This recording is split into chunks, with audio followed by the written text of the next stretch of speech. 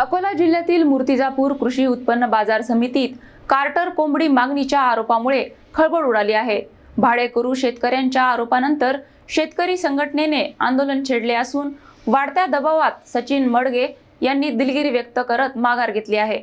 मूर्तिजापूर कृषी उत्पन्न बाजार समितीतील कारभारावर पुन्हा एकदा गंभीर प्रश्नचिन्ह उभे करणारी घटना समोर आली आहे। भाडेकरू तसेच शेतकरी प्रणव फुलझेले यांनी समितीचे सचिव मडगे यांच्यावर भाड्या व्यतिरिक्त कार्टर कोंबडीची मागणी केल्याचा गंभीर आरोप केला आहे। मागणी पूर्ण न केल्यास दुकान खाली करण्याचा दबाव टाकल्याचाही आरोप त्यांनी केला।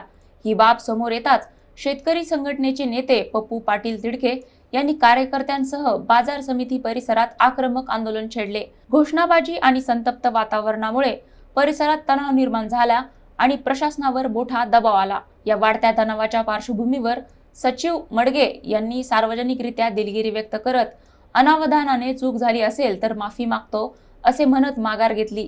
दरम्यान काही शेतकऱ्यांनी सचिवांवर नेहमी मद्यधुंद अवस्थेत असल्याचाही आरोप करत कठोर कारवाईची मागणी केली आहे। या घटनेमुळे बाजार समितीतील कथित भ्रष्ट कारभाराचा मुद्दा पुन्हा चर्चेत आला असून मूर्तिजापूर बाजार समितीच्या व्यवस्थापनावर मोठे प्रश्नचिन्ह निर्माण झाले आहेत।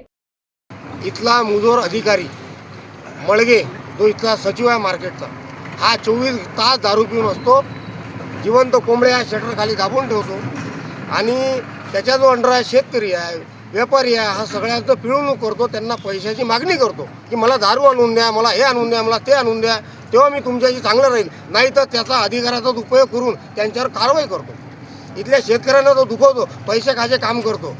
आज आम्ही शेतकरी संघटना, साधारण शेतकरी आणि इतर सर्व मित्रमंडळी याच्या वतीने एक मागणी करताय, या सचिवाला इथून बळतर्फ करा आणि या मार्केटची इज्जत वाचवा, कारण हा नालायक हरामखोर अधिकारी 24 तास दारू पिऊन असतो। की ते मडगे साहेब आम्हाला दारूची मागणी करतात, तुम्ही दारू द्या, एक क्वार्टर आणून द्या, नाही तर तुम्ही दुकान खाली करा, तू दुकान कोणी खाली केली असा मला वैयक्तिक मानसिक त्रास देतात आणि मी त्यांच्यात आता त्रासाला खूप कंटाळून आज आम्ही उपोषणाला बसलो आहे। तरी शेतकऱ्यासोबत अरेरावी पद्धतीनं किंवा कशा पद्धतीने जर वागत असेल तर आम्ही संचालक असेल किंवा कोणी सभापती असतील, उपसभापती असतील, त्यांना फोन लावून सांगायला पाहिजे, म्हणजे आम्ही त्यावर कारवाई करू शकतो। पण आजपर्यंत तशा पद्धतीचा आम्हाला कोणता फोन नाही आला आणि यानंतर जर समजा कोणा शेतकऱ्याची तक्रार असली तर आम्ही तात्काळ हजर राहू।